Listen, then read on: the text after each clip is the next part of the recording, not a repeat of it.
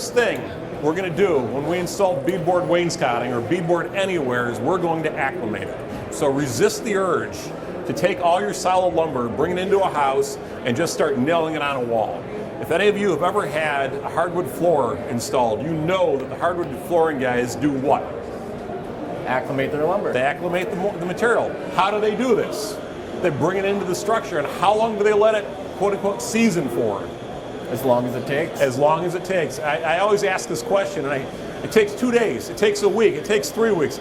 My guy, man, my guy's a real pain in the butt. You know what he does? He comes in there and he cranks on, he takes a plastic lockbox and he cranks the thermostat to where he wants it, he sets the humidity to where he wants it, and then he puts a plastic lockbox over it, and he brings the stuff in, and every so often he shows up with one of these, and he checks the moisture content, and he won't install the floor until it's at the right moisture content. Until it's at the right moisture content. Do you think he does this for a reason? Why does he do this? He does this because what he doesn't want to see happen with his hardwood floor is what can happen with any solid wood material if we take it and we don't acclimate it and understand what's going on with the moisture content. All solid lumber has a specific moisture content. This is going to be one of the best friends you can possibly have. This is a simple moisture meter. Check the moisture content of your lumber before you install it. Let it acclimate, let it season, whatever your term is, until it reaches the same ambient level as the as the relative indoor humidity. You don't want to deal with some crazy movement. Typically 7 to 8% is average for our climates. Typically. Right. Though in the summer, if it's not an air-conditioned space, it may be higher. And there's no shame if it's higher. We just need to make sure that we're not taking bone-dry material and bringing it into a damp environment, which is probably what happened here. This was probably dried to about a 7 or 8% moisture content from what we guess. It probably hit the exterior environment, and this may have been installed in a really humid area, and ultimately took on a lot of moisture. Hi, Gary. It took on a lot of moisture, and it started buckling. And this is the end result. We want to make sure we manage that. So one way to manage it is to check the moisture content, understand what you're installing. Okay, let's talk about scale and proportions. Scale and proportions are critical to any finished carpentry project. Your work's not going to look good if the scale, the proportions, and some of these details aren't executed properly. So the rule of thumb, and there's kind of, there's some variables here. This is not a hard and fast rule, but the rule of thumb we use is that 1/3 of the wall height is going to be covered with beadboard. For a typical traditional installation, if you're dealing with a craftsman or an arts and crafts style house, that rule of thumb may jump to 2/3. You may see some really high wainscoting. It looks really neat. But for the sake of argument here, we're going to assume that we've got roughly a 9-foot ceiling. I know our wall is cut off at 7.5 feet. We have constraints here with these little Hollywood set.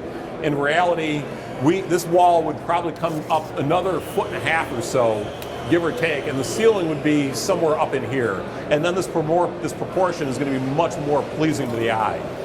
Another thing to take into account, the 1/3 is a general rule of thumb. A lot of times I'll go into a room and look for an architectural line of some sort that I can accent off of, be it a mulling strip in a window or some other detail in the room that I can highlight, which allows the whole thing to kind of tie together into one cohesive feel. Absolutely, great tip. The eye loves to see level lines going around the room. It's very pleasing for whatever reason. Any finished carpenters here? True finished carpenters? No, okay. Yeah, you are. What's finished carpentry all about? Making it look right. There's something that's key to making it look right. What is it? What looks right in this picture? Let me start there. What looks right in this picture? Amazingly enough, what looks right? The bottom. The bottom? The door itself. The door itself looks right, doesn't it? Why does it look right? I'll give you a hint.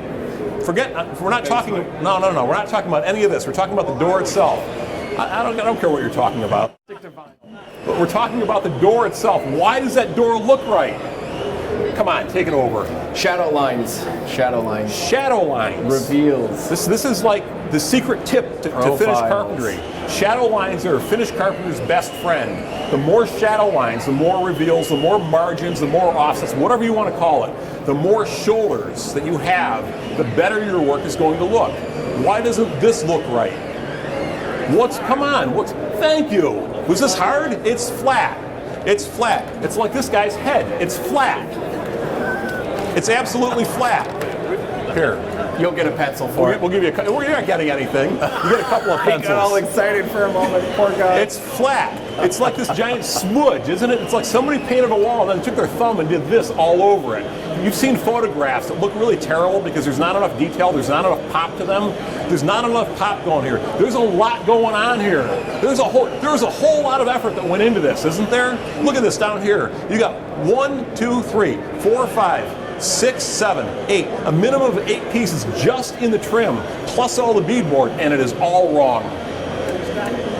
Because they stacked it. They just layered it. They didn't pay attention to reveals, proportions, shadow lines, or anything else. They didn't get it. What's this? What's this down here? What are those?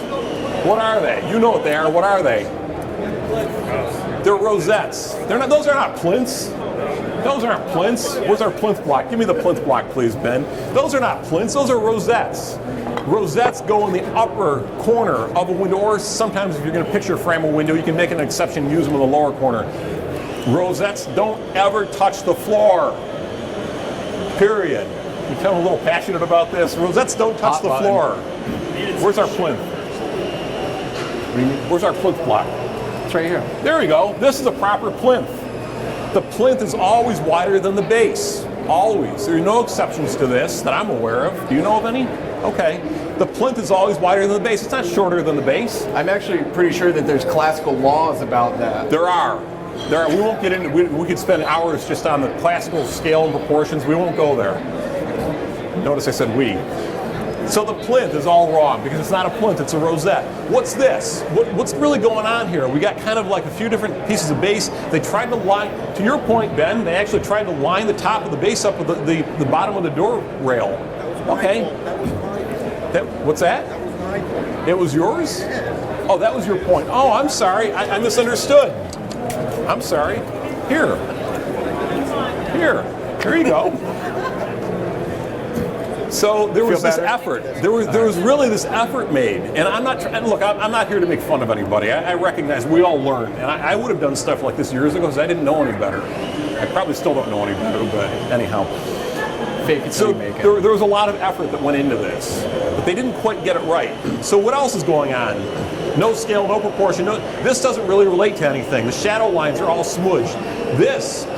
What about the transition between the casing and the beadboard? How do we handle that? We're going to show you how to handle that. How about this rail up here? What's going on there? How come, what's this? What is that? Yeah, it's some type of cap, some type of smudge cap, but what's this cut? What do we call this cut? That's not a self-return, that's a butt cut. Self-return would be correct. That's a 90-degree butt cut. That's what we call a butt cut or a square cut. You don't use those in this application. A self-return would have been better, though still not historically correct. So we want to address all of these issues. We've got a little mock-up on our set, and we're going to try and hit some of the areas you guys are probably going to encounter most with your beadboard installation.